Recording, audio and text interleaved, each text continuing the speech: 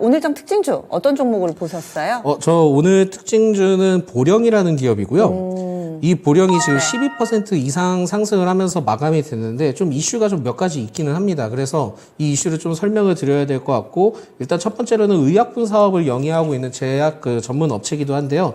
특히 이제 뭐 고혈압, 위장병, 뭐 당뇨병 치료제 등이 좀 있습니다. 그렇다 보니까 최근에 이제 당뇨병 치료제와 관련된 이슈도 굉장히 좀 나와주고 있는 가운데 이러한 영향도 좀 어느 정도 받을 수 있지 않을까 보고 있는데, 동사에 오늘 지금 키포인트가 뭐였냐면은 HK 이노엔이라는 기업이 있거든요. 네. 그 HK 이노엔이라는 기업이 있는데 그 식도성 역류 질환이 그 K캡이라고 있습니다. 이 K캡이 지금은 HK 이노엔 쪽에 굉장히 좀 특화되면서 이슈가 좀 많이 될 가능성이 높은데요. HK 이노엔은 그 숙취 해소제로 유명한. 예, 대부분은 그렇게 많이 알고 계십니다만 예. 지금은 이 기업에 대해서는 K캡의 이슈가 제일 굉장히 크다라고 네. 좀 볼 수 있는데, 원래는 이 K캡에 대한 이슈가 뭐였냐면 HK 이노엔과 그 종근당이 기존에 이제 코프로모션을 통해서 진행을 했던 그 신약이었습니다. 근데 지금 그 코프로모션에 대한 계약이 이제 종료되는 시점이기도 하고요.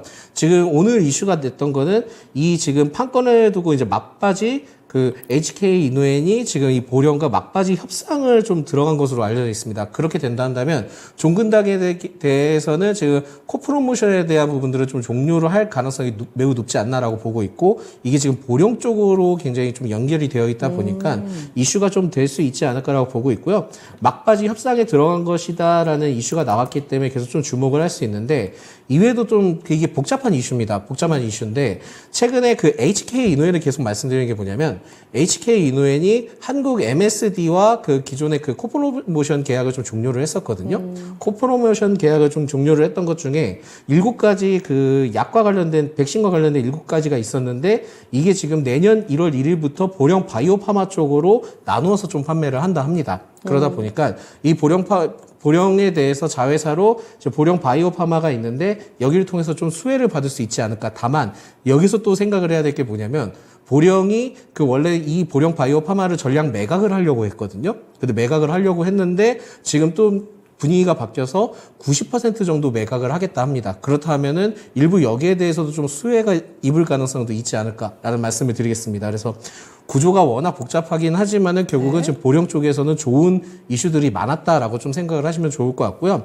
금일 이제 12% 이상 상승을 했는데 여기서 좀 일부 조정은 나올 가능성은 있기는 합니다만 추가적인 상승 가능성도 좀 열어두셔야 될 것 같다라고 해서 지금은 신규 접근하기에는 다소 좀 아쉬운 부분들이 있고, 여기에 대해서는 지금 기존 보유자 영역으로 좀 판단을 하셔야 될 것 같고요.